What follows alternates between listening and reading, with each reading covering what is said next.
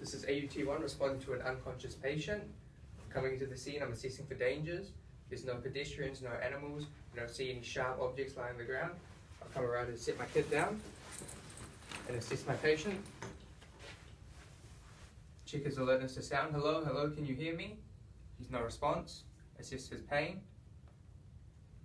Still no response. I'll have my offsider come in and we'll position his airway. So if you could please place a towel under his head to keep his airway open. Yep. Thank you. Looking into his airway, I see it's not obstructed.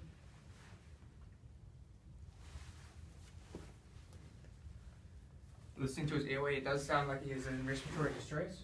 So I'll attach my SpO2 to his finger while also looking at the rise and fall of his chest.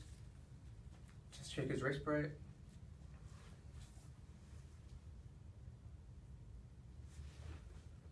He has an SpO2 of 84%.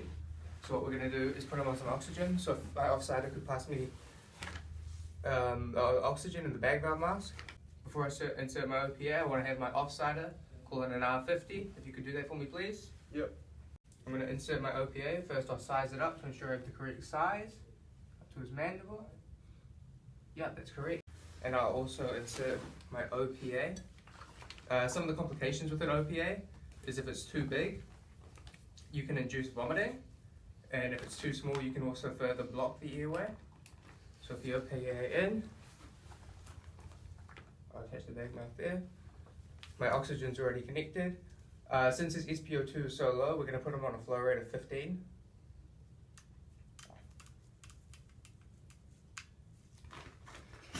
Open up the bag valve mask and then begin squeezing. I'll squeeze 1/3 of the bag every 6 seconds. And to ensure we're getting good ventilation, I'll ensure the chest is rising, which I can see. His chest is rising. I'll now ask my offsider to come into the scene to continue squeezing every 6 seconds, 1/3 of the bag, and I'll do a full vital assessment.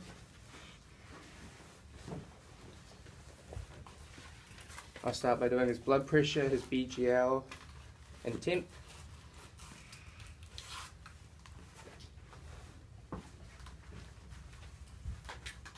No one on the scene who I can question. Not sure who called the ambulance service. So we're just going to do a full vital assessment to ensure he's not suffering any other distress currently.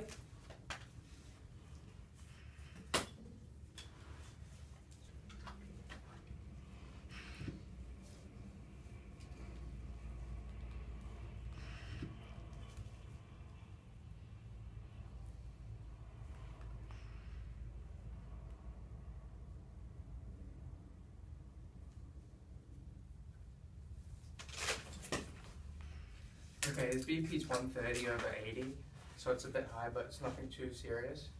I'll check his pulse quickly, get his heart rate.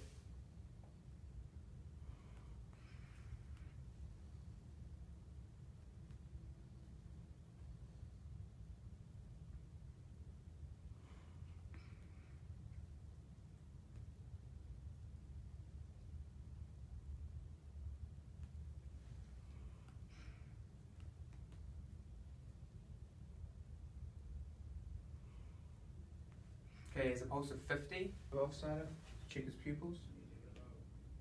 Yep. Okay, his pupils are constricted. We do a BGL. Just prick his finger. Sir, this might hurt a little bit. I know you're unconscious, but if you can hear me, I'm pricking your finger now. Get into the sharps container. And put the tab on.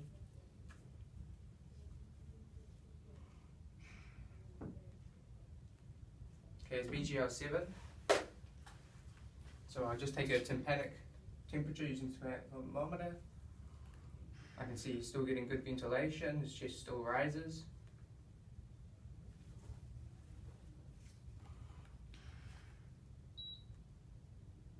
Okay, his temperature is 34.3, it's a bit low. I'll auscultate his lungs to ensure we're getting good ventilation.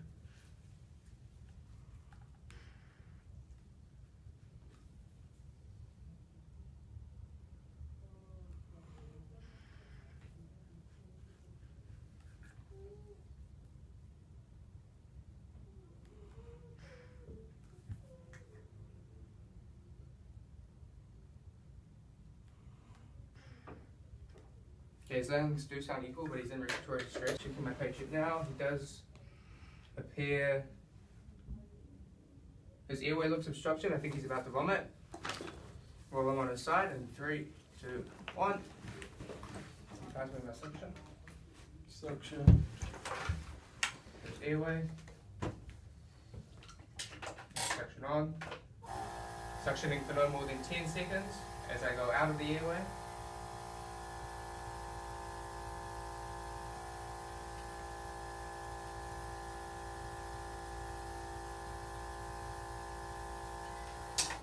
While we haven't rolled over here, I will check for pressure sores.